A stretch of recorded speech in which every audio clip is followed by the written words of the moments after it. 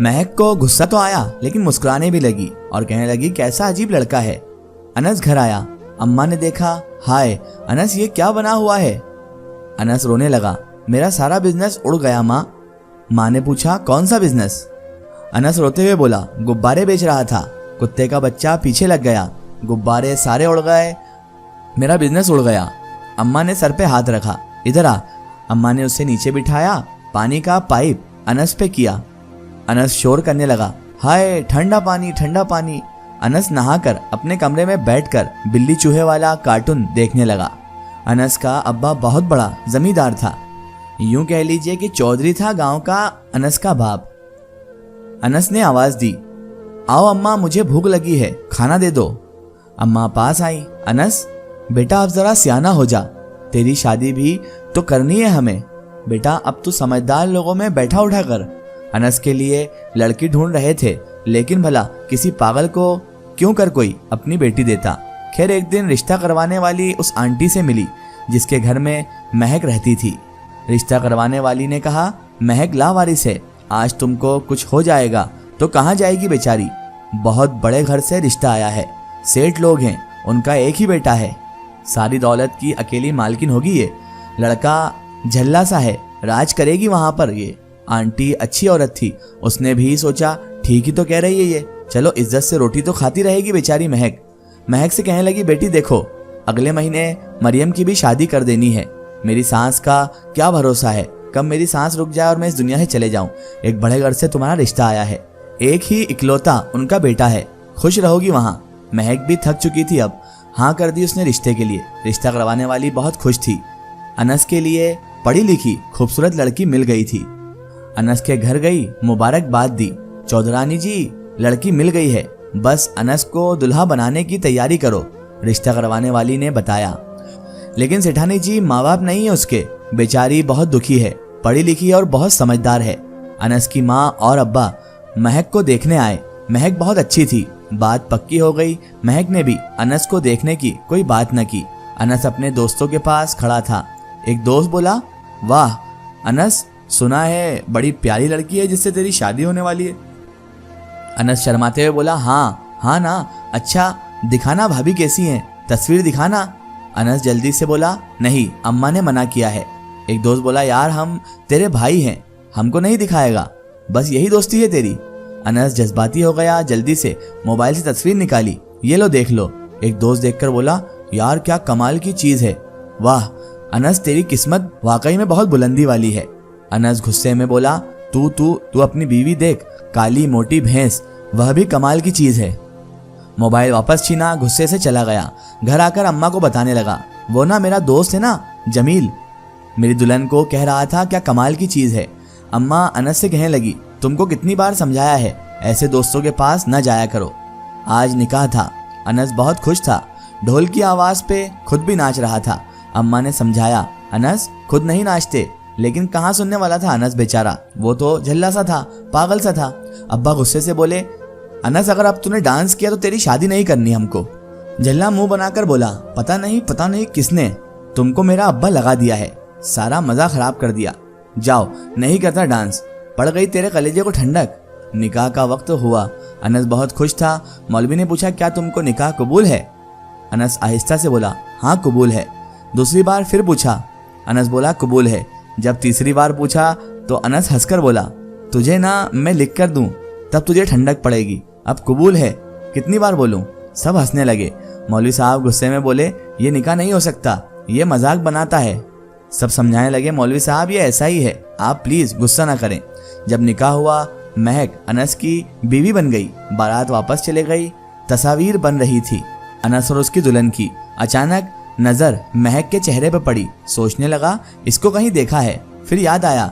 अनस हंसने लगा, सब हैरान थे। अनस ऊंची आवाज में बोला आलू वाली टिक्की ले लो, आलू वाली टिक्की। महक की जान निकल गई, ये पागल मेरी इससे शादी हो गई। सहरा हटाया, सामने अनस था, रोने लगी, मुश्किल से आंसू पे काबू किया। या अल्लाह ये कैसा अजाब नाजिल किया मुझ पे, ये कहाँ फंस गई मैं, ये क्या हो गया। बेड पे बैठी थी बेचारी। अनस पास आया, आलू वाली टिक्की कैसी हो। महक खामोश रही, अनस चेहरे की जानिब देख रहा था।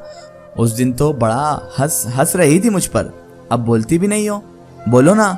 महक आहिस्ता से बोली, मेरा नाम महक है।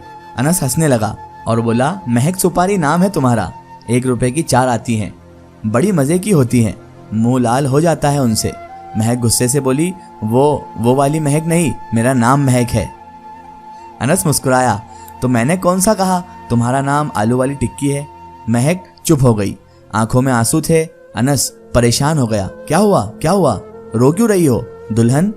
अच्छा, मैं आलू वाला टिक्का हूँ, बस अब ठीक है, अब मैं भी टिक्का हूँ, टिक्का हो गया अब मैं, अब तो मत रो प्लीज। महक आहिस्ता से बोली, मुझे सोने दो, नींद आई है। महक करवट लिए लेट गई। या अल्लाह, बहुत बुरा किया मेरे साथ, पहले माँ बाप छीन लिए, फिर दिलावर धोखा दे गया, और अब ये पागल, उम्र भर इसे झेलना पड़ेगा मुझे। सारी रात करवट बदलती रही। अनस पास सोया हुआ था, दुनिया से बेखबर। सुबह हुई, अनस बहुत खुश था। दुल्हन, अब ना तुम बैठो, मैं तुम्हारे लिए खाना लेकर आता हूँ। महक खामोश थी। अनस की माँ महक के पास आई, मेरी बेटी, मेरा बेटा पागल सा है, मैं जानती हूँ वो एक अच्छा हमसफर नहीं बन सकेगा, लेकिन बेटी ये घर अब तुम्हारा है, तुमको अब सबको संभालना है, कभी वह गलत कर दे तो उसे माफ कर देना बेटा। महक सर झुकाए बैठी हुई थी। इतने में अनस पास आया, अम्मा, दुल्हन का खाना लेकर आया हूँ, साइड हो जाओ, मैं अपनी दुल्हन को खाना खिलाने लगा हूँ। अम्मा मुस्कुराई, अभी दुल्हन को भूख नहीं है, तुम खा लो पहले। अनस अम्मा से कहने लगा, अम्मा मेरी बेइज्जती खराब ना करो, मेरा नाम अनस नहीं है, मेरा नाम झल्ला है, मेरा नाम तो अरमान है। अम्मा हंसने लगी, अच्छा अरमान है, बस ठीक है अरमान, तुम खाना खा लो, दुल्हन बाद में खाएगी।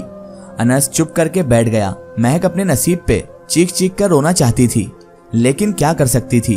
अब अनस महक के पास बैठ गया। दुल्हन, बहुत सोनी हो आप, मैं हुस्न का प्यासा हूँ और तुम हुस्न की प्याली। महक अनस की तरफ देखने लगी, पागल है बिल्कुल, हंसी भी आ रही थी और गुस्सा भी। दिन गुजरने लगे, अनस तो पागल सा हर वक्त महक के पास घूमता रहता। एक दिन महक खाना बना रही थी, महक का थोड़ा सा हाथ जल गया। जब अनस को पता चला, महक का हाथ पकड़कर रोने लगा, मेरी दुल्हन का हाथ जल गया, अम्मा जाओ डॉक्टर को लेकर आओ, अब मैं अपनी दुल्हन को खाना नहीं बनाने देना चाहता। फिर अनस महक के पास गया, कहने लगा, दुल्हन दर्द हो रहा है। महक अनस की तरफ देख रही थी, कितनी फिक्र करता है। अनस ने खाना भी नहीं खाया। महक उसके पास बैठी और उससे बोली, अनस खाना खाओ। मुंह बनाकर अनस बोला, दुल्हन तुमको दर्द हो रहा है ना, मैं खाना नहीं खाऊंगा। महक आहिस्ता से बोली, नहीं हो रहा है दर्द मुझे, तुम खाना खाओ। अनस खामोश बैठा रहा। महक गुस्से से बोली, खाना खाओ वरना मैं चली जाऊंगी तुमको छोड़कर। अनस जल्दी से बोला, दुल्हन मैं खा लेता हूँ, खाना खा लेता हूँ, तुम अब अपने अनस को छोड़कर कहीं न जाना। उसके बाद अनस जल्दी से खाना खाने लगा। जब खाना खा लिया तो अनस की माँ कमरे में आई, महक बेटी खाने में मिर्ची बहुत ही ज्यादा हो गई है, बाहर फेंक देना, होटल से खाना मंगवा लिया है मैंने। महक चुप हो गई, किचन में गई, खाना टेस्ट किया, मिर्ची बहुत ही ज्यादा थी, लेकिन अनस खा गया था। महक कहीं चली न जाए, इस वजह से वो खाना खा गया मिर्ची वाला। अनस कमरे में लेटा हुआ था। महक पास गई, अनस को कहने लगी, अनस खाने में मिर्ची थी, तुमने बताया नहीं मुझे। अनस प्यार से बोला, तुम चली जाती तो भला मर जाना था ना, मुझे मर जाता मैं, इसलिए मैंने मिर्ची खाना ही सही समझा। कितनी मोहब्बत थी उसे। वक्त गुजरने लगा, अनस महक की सांस में सांस लेता। महक ने कई बार सोचा था भाग जाए यहाँ से, लेकिन न जाने क्यों कदम रुक जाते। एक दिन अनस ने महक से कहा, मुझे चाय बना कर दो। महक ने नहीं सुना, खाना बना रही थी वो। अनस गुस्से से किचन में गया, महक को थप्पड़ मार दिया, मेरी चाय कहाँ है। महक बहुत रोई। अम्मा ने आकर अनस को बहुत डांटा। रात को उसके बाद अनस जैसे ही कमरे में गया, महक लेटी हुई थी। अनस ने महक के पांव पकड़ लिए, दुल्हन माफ कर दो, अल्लाह के लिए मुझे माफ कर दो, दुल्हन मेरी तरफ देखो ना प्लीज। महक गुस्से से बोली, अनस दिल चाहता है मर जाऊं, अब थक गई हूं मैं तुम्हारा टॉर्चर सहते सहते। अनस ने हाथ जोड़ लिए। महक तड़प गई, अनस ये क्या कर रहे हो तुम, ये क्या किया तुमने, हाथ पे इतना बड़ा जख्म। अनस खामोश हो गया, फिर बोला, इसी हाथ से मारा था ना तुमको, ये हाथ तोड़ दिया मैंने, अब देखो मुझे भी दर्द हो रहा है।